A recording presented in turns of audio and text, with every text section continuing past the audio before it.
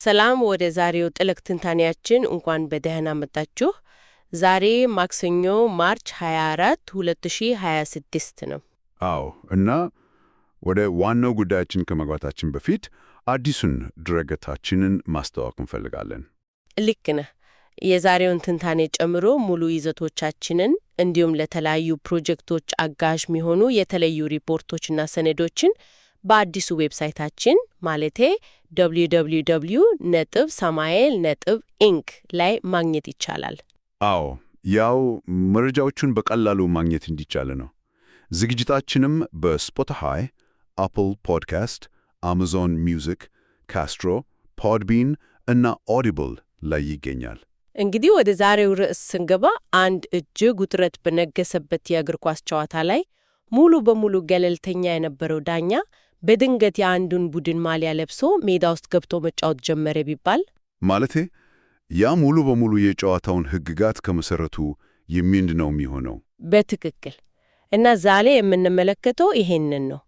የሳውዲ አረቢያ አክቲቭ ኒውትራሊቲ ወይም ንቁ ገለልተኛነት የምንለው ፖሊሲ አክትሟል። የ2023ኑ የቤጂንግ ስምምነትም ፈርሷል ማለት እንችላለን። ግን ለምን አሁን ምን ተፈጠረ?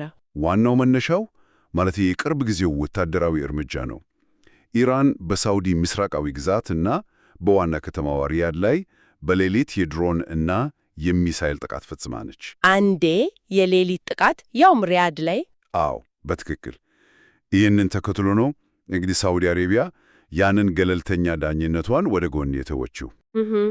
እና አሜሪካና እስራኤል በኢራን ላይ ለሚያደርጉት ጥቃት በጣይፍ የሚገኘውን የኪንግ ፋህድ አየር ኃይል ሰፈር ከፍታ አረገች አይደል? ልክ ነሽ። በማርች 21 ደግሞ የኢራን ዲፕሎማቶች ተባረሩ። እዚህ ላይ ግን አንድ ጥያቄ ይነሳ። የጣይፍን አየር ሰፈር መምረጥ ዝም ብሎ ከአደጋ መሸሽ ነው ማለቴ በቼስ ጨዋታ ላይ ንጉሱን ወደ ኋላ ደህንነቱ የተጠበቀ መስመር እንደማሸሽ ተደርጎ ይወሰዳል አንዳንዴ። የቼዝ ዘይቤው እዚህ ላይ በትክክል ይሰራል። ያው ንጉሱን ወደ ኋላ ማሸሽ ለደህንነት ብቻ አይደለም። ታዲያ ለምንድን ነው? ሰፊ የመልስ ምት ለመስጠት። አዎ የፊት መስመር ተዋጊዎቹ ያው ስለ ንጉሱ ደህንነት ሳይጨነቁ በሙሉ ኃይላቸው ወደፊት ገፍተው እንዲያጠቁ ነጻነት ለመስጠት ነው። አሃ የጣይፍ አየር ሰፈር ከባህር ዳርቻው ርቆ ወደ መሃል ሀገር ገባ ብሎ መገኘቱ ነው አይደል? በትክክል ከኢራን ድሮኖችና ሚሳይሎች ርቀት አንጻር ስትራቴጂካዊ ደህንነትን ይሰጣል። ይህ እርምጃ ደግሞ በቻይና አሸማጋይነት የተጀመረውን የዲፕሎማሲ ግንኙነት ያቋርጠዋል። ሙሉ በሙሉ ነው የሚያቋርጠው።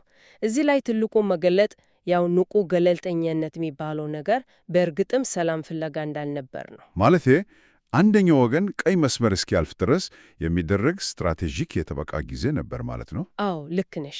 አሁን ደግሞ ወደ ኢኮኖሚ ስንመጣ ይህ ወታደራዊ ስትራቴጂ ኢኮኖሚውን ያናገው ነው። የሆርሙዝ ስትሬት ማለቴ ዋነኛው የዓለም ነዳጅ ማስተላለፊያ መስመር ተዘግቷል። እሱ ብቻ አይደለም፣ የመካከለኛው ምስራቅ ውጥረት ሩቅ ባሉ ቦታዎች ላይ ሳይቀር ተጽዕኖ ያሳደረው። በትክክል በካናዳ ብሪቲሽ ኮሎምቢያ ለሚገኙ አሽከርካሪዎች የነዳጅ ዋጋ ማናሩ ያው የቢራቢሮ ተጽዕኖ ወይም በተርፍላይ ኢፌክት የምንለውን በተግባር ያሳየ። በአንድ የዓለም ጥግ የተፈጠረ ክስተት በሌላኛው ጥግ ትልቅ ማዕበል መፍጠሩ።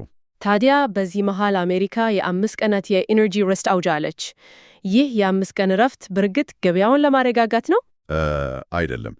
ይህ ረፍት ሰላም ለማውረድ ወይም ገበያውን በዘላቂነት ለማረጋጋት የታሰበ አይደለም። ታዲያ ሌላ የተደበቀ ዓላማ አለው? አዎ የባሕረ ሰላጤው መሪዎች ማንኛውም የተኩስ አቁም ከመደረጉ በፊት የኢራንን ወታደራዊ አቅም ከነጭራሹ ለማጥፋት ያቅዱን። ማለቴ ቶታል ዲካፒቴሽን ለማድረግ? በትክክል ዳግም እንዳያንሰራራ አድርገው የጦር መስራቻዎቿን ሙሉ በሙሉ ለማውደም ጠንካራ ግፊት ያደርጉ ነው። ዋው! ስለዚህ የ5 ቀኑ ረፍት ሰው ሰራሽ የሆነ የገበያ መጀምደድ ነው ማለት ነው? አዎ አርቲፊሻል ማርኬት ፍሪዝ ነው። ዓለም አቀፉ የንግድ ትስስርና የነዳጅ አቅርቦት ሰንሰለት ራሱን ከሚመጣው ከባድ አደጋ እንዲያዘጋጅ ጊዜ መስጠት ነው። ትምረ ኃይሉ የኢራንን ሚሳይል መሰረተ ልማት በሚያፈራርስበት ጊዜ የዓለም ኢኮኖሚ በአንዴ እንዳይፈራርስ ለማድረግ ታሰበ ማስታገሻ ነው። ልክ ነሽ። ወታደራዊ ጥቃቱ ከመፈጸሙ በፊት የዓለም ኢኮኖሚ ትንሽ አየር እንዲስብ የተሰጠ ጭር ጊዜ። እንግዲህ ነገሮች እጅግ ፈጣንና አደገኛ ቅርጽ እየያዙ ነው። ገለልተኛ መስሎ የነበረው ተጫዋች አሁን የጦር ሰፈሩን በማስረከብ የጥቃቱ ዋነኛ አካል ሆኗል። አዎ እና ይህ ደግሞ ወደፊት ለሚመጣው የዓለም የፖለቲካ ስርዓት አንድ ከባድ ጥያቄ ጥሎ ያልፋል። እስኪ እሱን እናንሳው። ምንድን ነው ጥያቄው? ምን መሰለሽ፣ በቻይና የመሰለ ግዙፍና ተጽዕኖ ፈጣሪ ኃይል የተመሰረተ ብዙ ተስፋ የተጣለበት የዲፕሎማሲ ስምምነት በጥቂት ዓመታት ውስጥ ያውም በአንዲት ሌሊት ጥቃት። አዎ፣ በአንዲት ሌሊት ጥቃት ሙሉ በሙሉ ሊፈርስ ከቻለ ይህ በቀጠናው ወደፊት ለሚደረጉ ማናቸውም የረጅም ጊዜ የሰላም ስምምነቶች ዕጣ ፈንታ ምን አንድምታ ይኖረዋል? በጣም ከባድ ጥያቄ ነው። ፊርማዎችና ስምምነቶች ከወረቀት ባለፈ ትርጉም ባጡበት በዚህ ቀጠና ቀጣዩን አስተማማኝ ሰላም ማን ሊያመጣው ይችላል የሚለውን አድማጮቻችን እንዲያስቡበት እንጋብዛለን። በዚሁ አጠናቀናል። ቻው።